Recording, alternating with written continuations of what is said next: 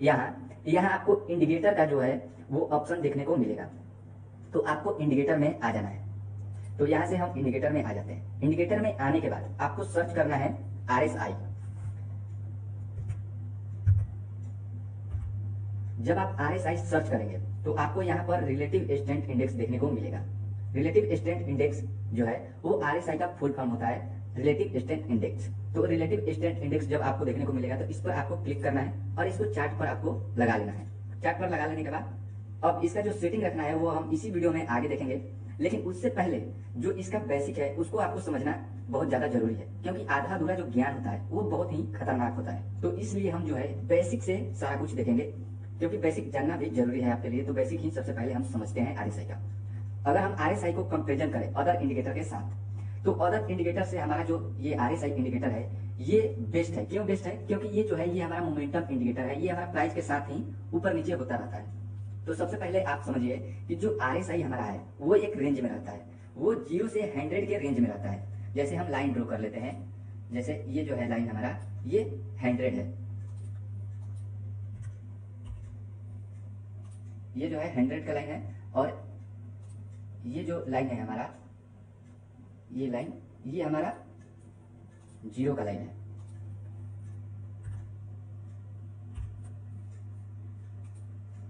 ये हमारा 0 का लाइन है और ये हमारा 100 का लाइन है। तो इसी बीच में हमारा जो RSI है वो रहता है इसी रेंज में, ठीक है। तो जो डिफॉल्ट सेटिंग जो सारे ट्रेडर रखते हैं वो कोई 60 और 40 रखता है और कोई 70 और 30 रखता है। तो हम यहाँ जो सेटिंग रखेंगे वो 70 और 30 का रखेंगे। तो यहाँ हम 70 और 30 का जो लाइन है उसे हम ड्रॉ कर लेते हैं। ये हमारा जो लाइन है ये हमारा 70 का लाइन है,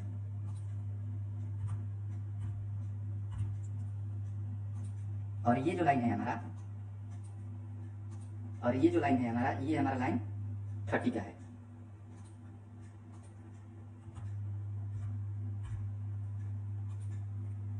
ये 100 का लाइन है, ये 70 का, और ये 30 और ये 0 का लाइन है। तो जो ये 70 और 100 के बीच में जब हमारा RSI रहता है तो वो हमारा ओवरबॉट जोन में रहता है। ओवरबॉट जोन में हमारा जो RSI है वो 70 और 100 के बीच में जब रहता है तो वो हमारा ओवरबॉट जोन में रहता है। ये हमारा ओवरबॉट जोन हो गया। और जब 0 से 30 के बीच में अगर RSI रहता है तो ये हमारा ओवरसोल्ड जोन में रहता है। ओवरसोल्ड, ये हमारा ओवरसोल्ड जोन में रहता है। ये तो हमारा हो गया। 70 और 100 के बीच में जब रहेगा RSI तो वो हमारा ओवरबॉट जोन में रहेगा, और जब 0 से 30 के बीच में जब रहेगा RSI तो वो ओवरसोल्ड जोन में रहेगा, ठीक है। जैसे मान लीजिए कि अगर RSI ऐसे ऊपर जा रहा है, ऊपर जा रहा है मूव करते हुए, तो जब ये 70 को क्रॉस करके ऊपर जाएगा तो ये हमारा ओवरबॉट जोन में चला जाएगा।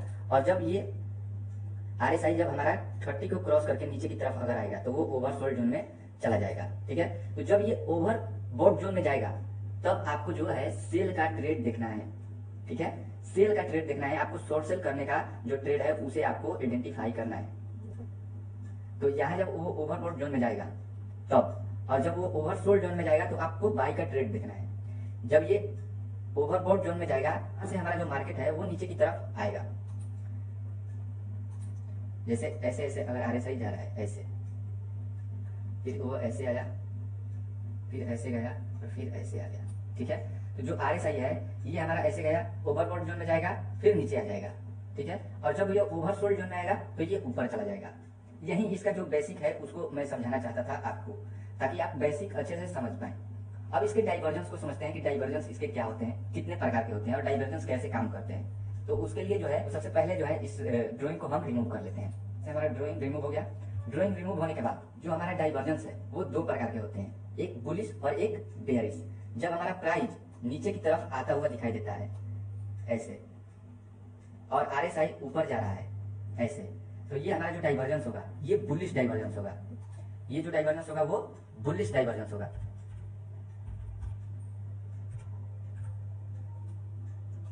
और जब हमारा जो प्राइस है वो ऊपर की तरफ मूव करता है और RSI नीचे की तरफ मूव करता है, तो ये हमारा जो डाइवर्जेंस होगा ये हमारा डाइवर्जेंस बेयरिश होगा।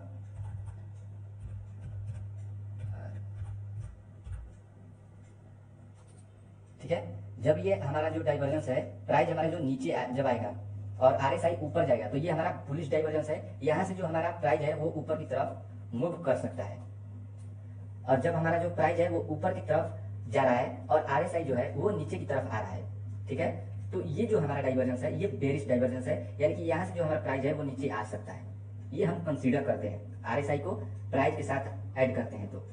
तो ये जो बुलिश डाइवर्जेंस है ये इसमें क्या होता है कि हमारा प्राइस नीचे की तरफ आता है और RSI है वो ऊपर की तरफ जा रहा होता है, तो ये हमारा बुलिश डाइवर्जेंस होता है। यहाँ से हमारा जो प्राइस है वो ऊपर जा सकता है, और जब हमारा प्राइस ऊपर जा रहा है और RSI नीचे की तरफ आ रहा है तो ये हमारा जो डाइवर्जेंस होगा वो बेरिश डाइवर्जेंस होगा। यहाँ से जो हमारा प्राइस है वो नीचे की तरफ मूव कर सकता है।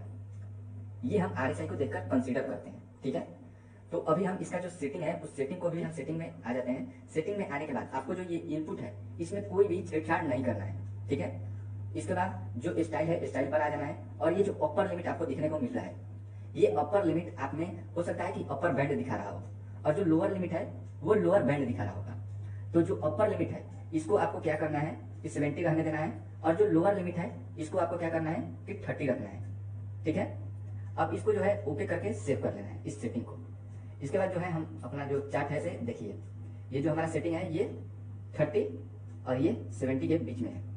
तो ये जो 70 और 30 के बीच में रहता है तो इसमें आपको कोई भी ट्रेड नहीं करना है, ये नो ट्रेडिंग जोन होता है, ठीक है। और इसका आप कलर भी चेंज कर सकते हैं, वो भी मैं आपको दिखा देता हूँ। जैसे यहाँ सेटिंग में जब आएंगे, स्टाइल में जाएंगे, सेटिंग में आने के बाद तो ये जो प्लॉट का है इसमें आपको हो सकता है कि RSI दिखा है, तो ये RSI का कलर को आप चेंज कर सकते हैं। जैसे इसको आप जिस कलर में भी रखना चाहें उस कलर में रख सकते हैं, ठीक है। इसको हम रेड कर देते हैं, इस जो भी कलर को आप रखना चाहते हैं। और जो बैकग्राउंड ये जो है बैकग्राउंड आपने दिखा होगा इसका भी कलर आप चेंज कर सकते हैं। जैसे यहाँ व्हाइट रख सकते हैं, ब्लैक भी रख सकते हैं, जिस कलर का भी आपको आप रखना चाहें उस कलर को आप रख सकते हैं। तो ये जो कलर था उसी कलर को हम रखते हैं,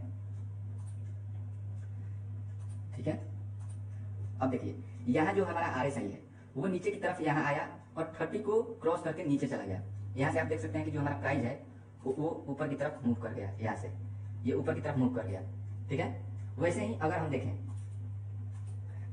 तो जैसा कि मैंने आपको बताया कि जब वो हमारा जो RSI है वो ओवरसोल्ड जोन में जाता है तो वहां से हमारा जो प्राइस है वो ऊपर की तरफ मूव करता है, और जो ओवरबॉट जोन में जब हमारा RSI जाता है यानी कि 70 को क्रॉस करके ऊपर जाता है तो वहां से हमारा जो प्राइस है वो नीचे की तरफ आता है। तो हम अलग अलग भी चार्ट आपको दिखा रहे हैं। जैसे यहाँ देखिए, इसको थोड़ा सा छोटा कर लेते हैं। जैसे यहाँ देखिए, यहाँ अगर देखें तो ये जो हमारा जोन है ये 70 को क्रॉस करके RSI ऊपर की तरफ गया, और जो हमारा प्राइस है यहाँ से नीचे आना शुरू हो गया। आप देख सकते हैं यहाँ से हमारा RSI 70 को क्रॉस किया, ये RSI भी नीचे, और जो हमारा प्राइस है वो भी नीचे आ गया। और भी हम अलग अलग चार्ट दिखाते हैं आपको ताकि आप और भी बेटर तरीके से समझ पाएं। जैसे यहाँ अगर देखें, देखिए यहाँ अगर RSI को देखें तो ये 30 के पास में आ गया है, देख सकते हैं। और जब यहाँ से 30 के पास में जब हमारा RSI आया, ओवरसोल्ड जोन के करीब आया, तो यहाँ से हमारा प्राइस, तो यहाँ से जो हमारा प्राइस है वो ऊपर की तरफ मूव कर गया, देख सकते हैं। यहाँ से गया higher high higher low, higher high higher low, higher high higher low बनाते हुए ऊपर की तरफ मूव कर गया। यहाँ भी जो हमारा था ये RSI ओवरबॉट जोन में चला गया था। ओवरबॉट जोन में जब RSI गया तो यहाँ से हमारा जो प्राइस है वो नीचे की तरफ मूव कर गया, देख लीजिए आप, आ गया, टारगेट मिल गया। यहाँ भी RSI जो है वो नीचे की तरफ आ गया। कोई भी इंडिकेटर यूज करते हैं, RSI हो या अदर कोई भी इंडिकेटर आप यूज करते हैं, तो बहुत सारे लोग क्या गलतियां करते हैं कि जब वो इंडिकेटर यूज करते हैं तो इंडिकेटर के भरोसे पर ही अपना ट्रेड भी लेते हैं। केवल वो इंडिकेटर को, जो इंडिकेटर बताता है इंडिकेटर के हिसाब से ही अपना ट्रेड प्लान करते हैं और ट्रेड में इंटर करते हैं। तो ये गलतियां आपको नहीं करना है, आपको प्राइस एक्शन के साथ ट्रेड करना है कंबाइंड करके।